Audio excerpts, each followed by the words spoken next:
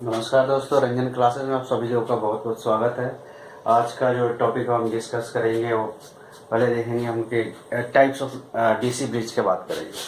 जो types of DC bridge था, जो इसके पहले वाले लेक्चर में मैंने विथ स्टोन ब्रिज का बैलेंस इक्वेशन में ड्राइव किया था। तो मैं बता दूंगा जो types of DC bridge, basically जो डीसी ब्रिज होता है वो उसका यूज़ करते हैं हम रेजिस्टेंस को मेजर करने के लिए।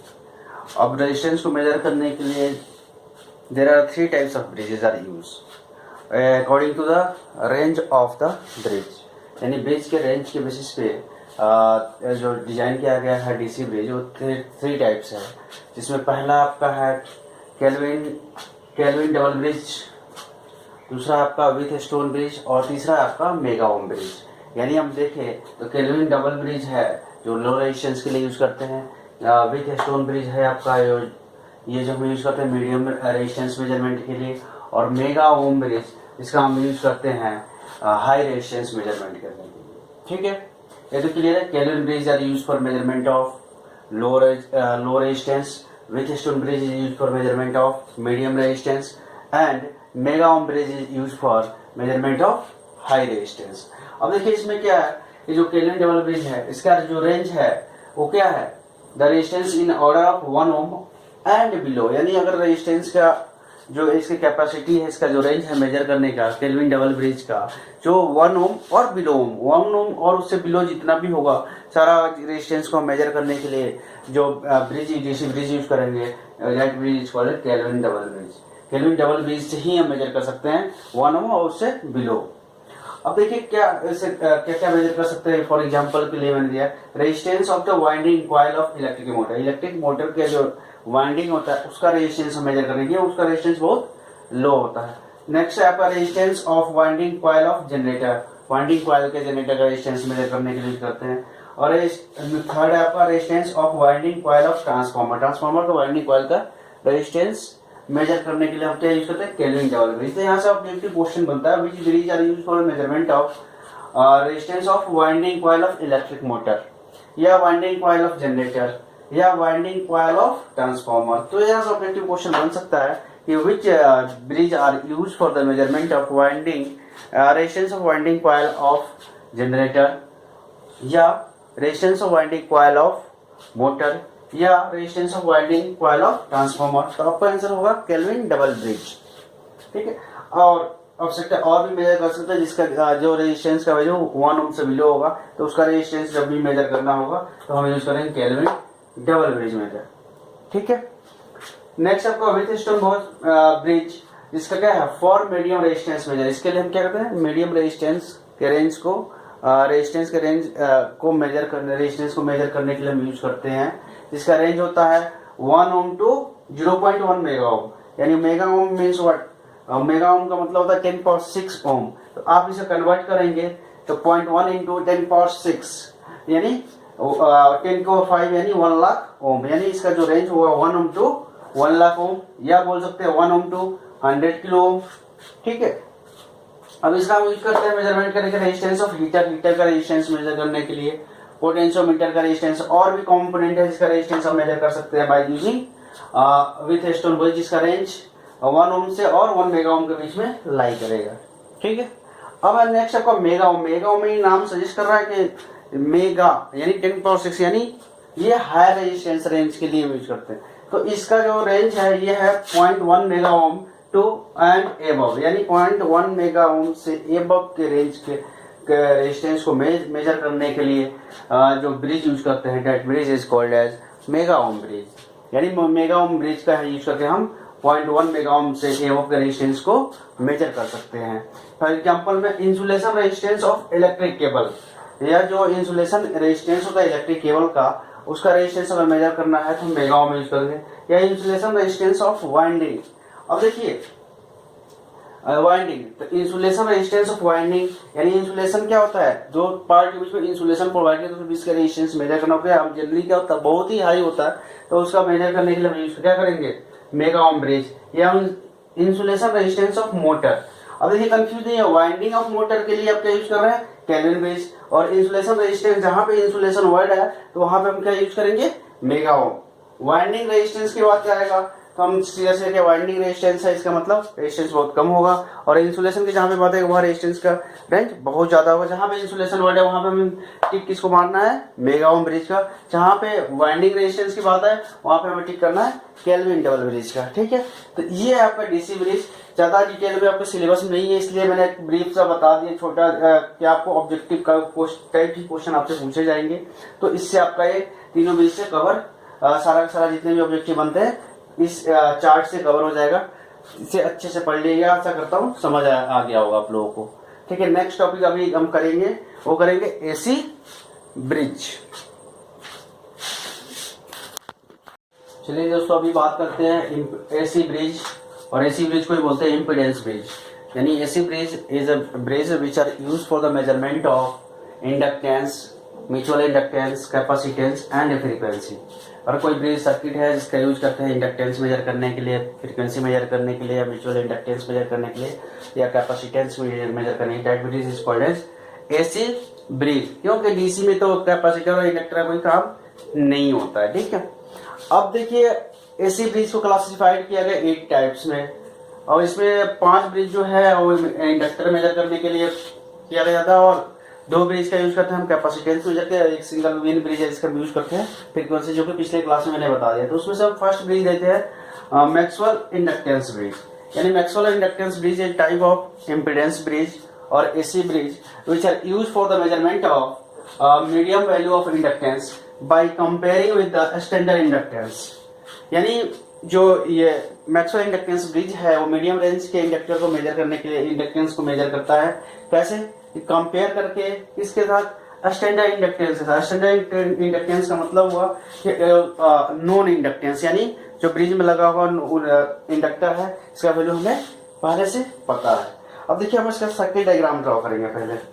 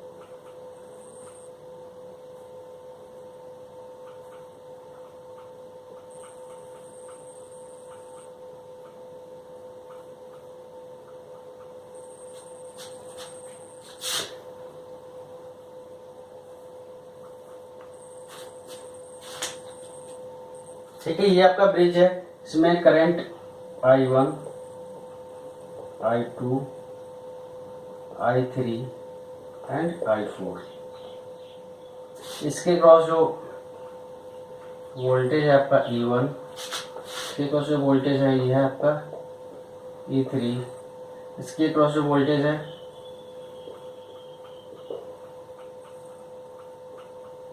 E2, इसके क्रॉस जो वोल्टेज है वो है आपका E4। ठीक है, अब बहुत सिंपल है, बेसिक्स ब्रिज है ये। अब देखिए मैक्सवेल इंडक्टेंस ब्रिज में अब ये आपका है अननोन, ये आपका अननोन इम्पीडेंस है, unknown impedance.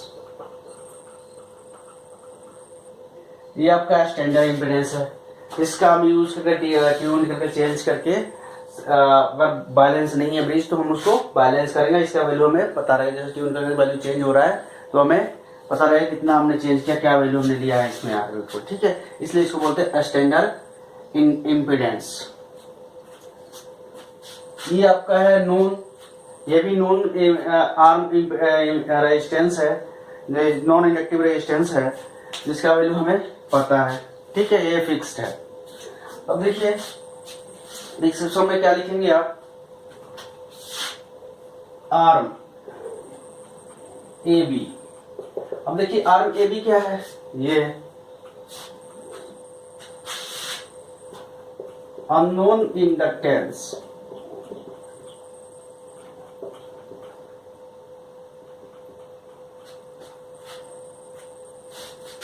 connected in series with unknown resistance। Clear है। अब बीसी के आर्म बीसी की बात करेंगे। आर्म बीसी देखिए,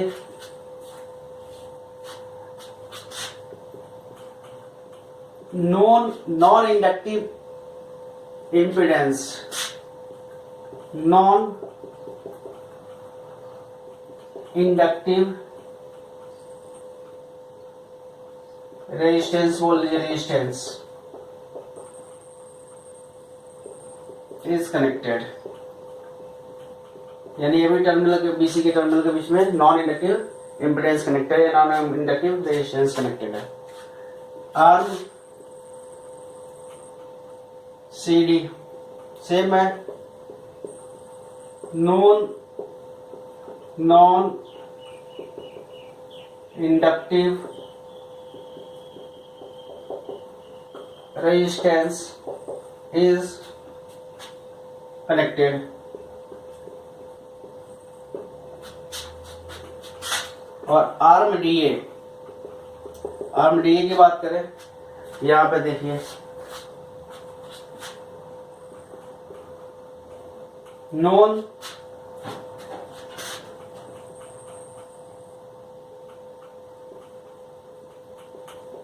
inductor L2 with fixed internal resistance small r2 is connected with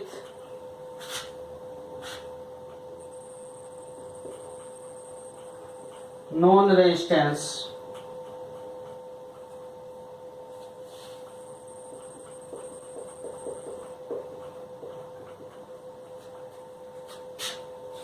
R2। ये डिस्क्रिप्शन हो गया आपका।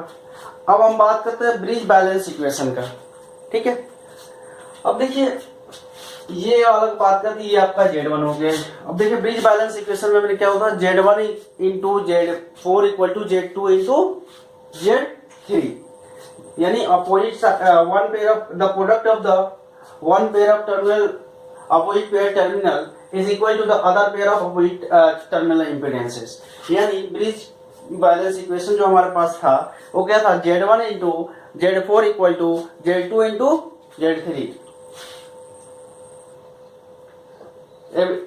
इसको मैं रफ करना पड़ेगा, मैं इसे रफ कर देता हूं।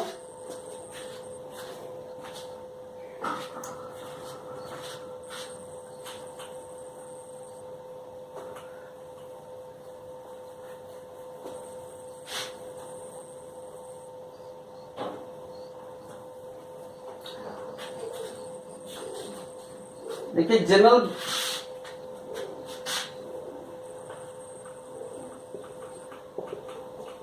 ब्रिज बैलेंस इक्वेशन क्या होता है, Z1 into Z4 equal to Z2 into Z3, ये यूनिवर्सल है। अब देखिए यहां से Z1 क्या आपका, Z1 equal to RX plus J omega LX, और इंडक्टर इंडक्टिव रिएक्टेंस की बात करते हैं, ठीक है।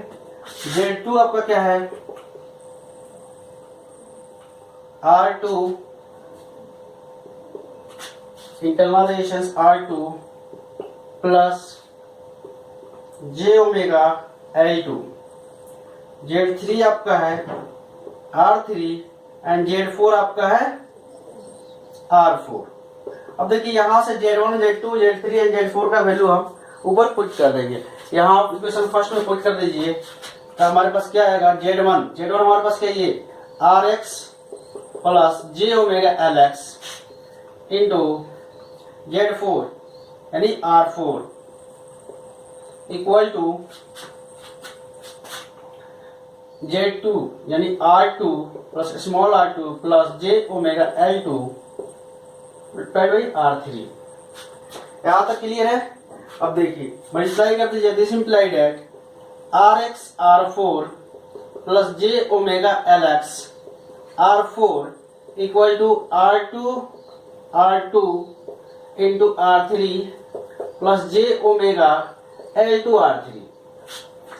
अब देखिए इस इक्वेशन को देखिएगा तो इसमें इमेज रियल पार्ट और इमेजिनरी पार्ट है, दोनों साइड है। तो by equating real and imaginary part इसे ले लीजिए इक्वेशन नंबर सेकंड।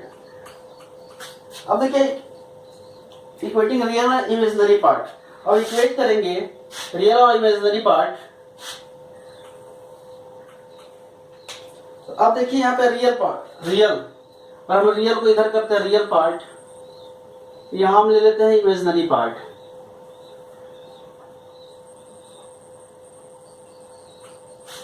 ठीक है। अब रियल पार्ट में देखिए क्या है आपका RX R4 equal to R2 plus R2 into R3। Next इधर देखिए j omega LX R4 is equal to j omega L R3। j omega to j omega cancel. Then आप यहां पे देख लीजिए, यहां पे रियल पार्ट कर लेते हैं, यहां इमेजिनरी पार्ट कर लेंगे।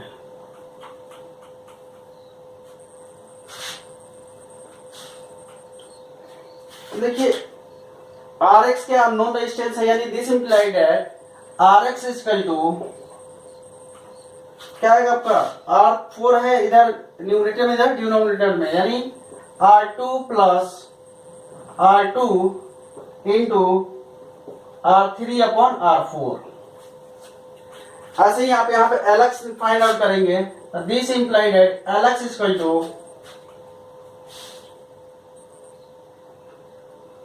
R3 अपॉन R4, ये आपका L2 होगा इंटू L2। अब यहां से आपके पास दो इक्वेशन आ गया, यहां से आप इम्पीडेंस का वैल्यू, अननोन इम्पीडेंस का वैल्यू फाइंड आउट कर सकते हैं। तो ये आपका है इम्पीडेंस,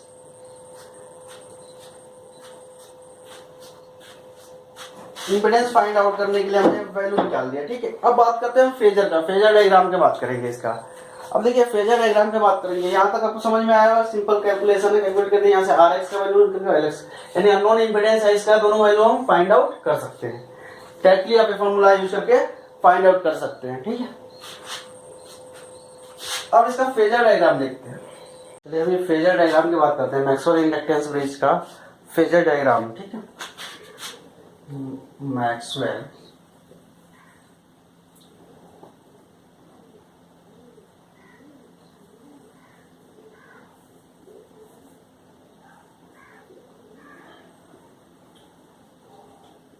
इंडक्टेंस ब्रिज। देखिए इसका फेजर डायग्राम की बात करने से पहले सबसे पहले हम देखेंगे छोटा सा कंसेप्ट की फेजर डायग्राम होता है क्या। अब ये फेजर डायग्राम के लिए क्या है, तीन कंसेप्ट है, वो आपको ध्यान रखना पड़ेगा। रजिस्टर के क्रॉस होता है तब क्या कौन सा वोल्टेज कितने डिग्री फेज में होता है, इंडक्टर के क्रॉस वोल्टेज और करंट कितने फेज में होता है, और कैपेसिटर के क्रॉस जो वोल्टेज और फेज का होता है वो क्या फेज पोजिशन होता है, क्या कितने डिग्री के फेज में होता है। तो अब एक पॉइंट करके लिख लीजिएगा फेजर कंसेप्ट के लिए। फेजर के लिए आप देखिए जो वोल्टेज होता है और करंट आई दोनों सेम फेज में कब होते हैं, रजिस्टर के क्रॉस। रजिस्टर के क्रॉस होता है जो वोल्टेज और करंट दोनों सेम फेज में होते हैं। वोल्टेज लीड करता है इंडक्टर के क्रॉस,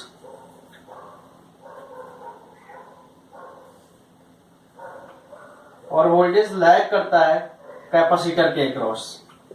ये तीन चीज को हम ध्यान में रख के फेजर डायग्राम को ड्रॉ करेंगे, ठीक है। अब ये फेजर डायग्राम में ड्रॉ करने से पहले एक बात करता हूँ, यहाँ पे देखिए जो हमारा ब्रिज है वो बैलेंस है। ब्रिज बैलेंस का मतलब है कि there is no current flowing through the detector, it means that A I D के थ्रू इस बी डी टर्मिनल के क्रॉस कोई करंट फ्लो नहीं कर रहा है, यानी I1 जो करंट है वो I3 के बराबर है, I2 करंट है जो I3 के I4 के बराबर है। क्यों कि there is no current flowing through the BD terminal, this means that I1 जो करंट ए बी क्रॉस जो करंट है वो I1, वो BC क्रॉस करंट I3 के बराबर होगा, और ए डी के क्रॉस जो I2 करंट है वो टर्मिनल DC के क्रॉस I4 के बराबर होगा। और जब there is the potential difference across the detector is equal to 0, it means that जो voltage across AB equal to होगा voltage across AD and voltage across BC equal to होगा voltage across CD। अब देखिए voltage across AB क्या E1 equal to voltage across AD क्या E2, यानी आपका क्या हो जाएगा E1 equal to E2 and E3 is equal to E4 and current के केस में क्या I1 is equal to I3 and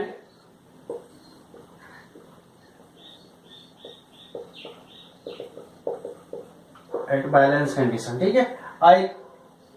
I1 is equal to I3 and I2 is equal to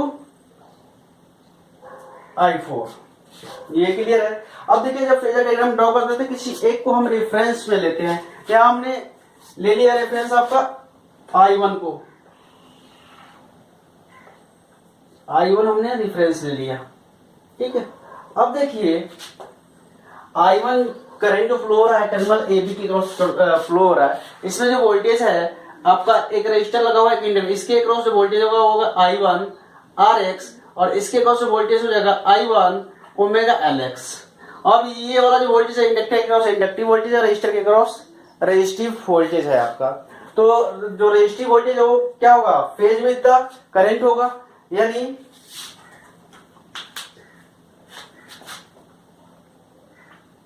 I1 RX आपका क्या होगा same phase में होगा I1 का, but ये जो I1 ओमेगा LX जो इंडक्टिव वोल्टेज है वो क्या होगा करंट के क्रॉस 90 डिग्री फेज में होगा, लीड करेगा। तो हमने ले लिया I1 ओमेगा LX। अब देखिए जो वोल्टेज E है ये वेक्टर रिप्रेजेंटेशन है, तो इसका रिजल्टेंट वेक्टर जो होगा वो जो रिप्रेजेंट किसको करेगा पोटेंशियल अक्रॉस AB यानी E1 को, यानी इसका रिजल्टेंट हम ड्रॉ करेंगे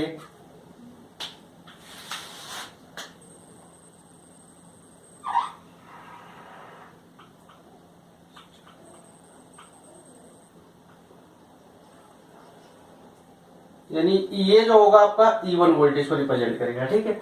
अब देखिए ऐसे ही बात कर रहे हैं हम इस टर्मिनल AD के। अब देखिए टर्मिनल AD के क्रॉस जो है एक इंडक्टर L2 है और ये R2 और L2 का इंटरनल रेजिस्टेंस है वो आपका स्मॉल R2 है, यानी जो E2 वोल्टेज होगा E2 is equal to I2R2 plus I2 small R2 plus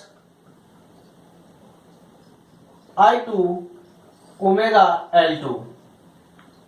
अब ये जो वोल्टेज है ये दोनों क्या है रेजिस्टिव वोल्टेज है, रेजिस्टिव वोल्टेज है तो करंट के क्रॉस सेम फेज में होगा, बट ये जो वोल्टेज है ये इंडक्टिव वोल्टेज है, ये क्या होगा करंट के क्रॉस 90 डिग्री से लीड करेगा, करंट के से 90 डिग्री लीड करेगा, ये वाला इंडक्टिव वोल्टेज जो है। अब देखिए यहाँ पे आपका क्या E1 is equal to E2, E1 is equal to E2 है, तो अब ये वाला टर्म है। अब देखिए E1 और इक्वल टू E2 है। अब देखिए इंडक्टिव वोल्टेज इसका इंडक्टिव वोल्टेज क्या I1 ओमेगा LX है, यह इंडक्टिव वोल्टेज टर्मिनल AD के इंडक्टिव वोल्टेज के बराबर होगा। इसका मतलब हो गया I1 omega LX equal to I2 omega L2, और जो रेजिस्टिव वोल्टेज है E1 का I1 omega I1 RX equal to होगा I2 R2 plus I2 small R2, इसको हम लिख सकते हैं directly I2 R2 into R2, ठीक है। तो ये वाला सेक्शन कवर हो गया। अब देखेंगे हम अब देखिए I2 है, I2 क्या होगा, सेम फेज में होगा किसके, करंट I1 के, बट ये इक्वल नहीं है, ये होगा आपका, हमने ले लिया I2। अब देखिए बात करते हैं टर्मिनल BC और CD का। BC में जो क्या है, ओनली रेजिस्टिव वोल्टेज यहाँ है, और देखिए E3 E4 है, इसका मतलब क्या है कि I3 into R3 is equal to I4 into R4, ठीक है। अब देखिए करंट I1 किसके इक्वल टू I3 के, यहां आप क्या लिख सकते हैं, current I1 is equal to I3 and current I2 is equal to R4। और हमने यहां पे क्या ले लिया, I3 into R3 is equal to I4 into R4, यानी E3 is equal to E4। अब देखिए जो E1 वोल्टेज है, सॉरी E वोल्टेज है, वो किसके क्रॉस, इन दो इसके क्रॉस पैरेलल ये है, और पैरेलल में ये दोनों इंपीडेंस है, यानी ये इंपीडेंस, यानी इसके क्रॉस वोल्टेज ड्रॉप, यानी टर्मिनल AD के cross voltage drop plus terminal DC के cross voltage drop is equal to E, या हो सकता है टर्मिनल AB के cross voltage drop E1 plus terminal BC के cross voltage drop E3 is equal to E, यानी E is equal to आपका हो जाएगा E1 प्लस E3, या हो जाएगा E equal to E2 plus E4, ठीक है। अब देखिए यहाँ पे हमारा E3 E4 यहाँ है, E1 E2 यहाँ, इसका जो रिजल्टेंट वोल्टेज होगा, वो रिजल्टेंट वेक्टर जो होगा वो रिप्रेजेंट करेगा वोल्टेज E को। इसको हम एक्सटेंड करेंगे,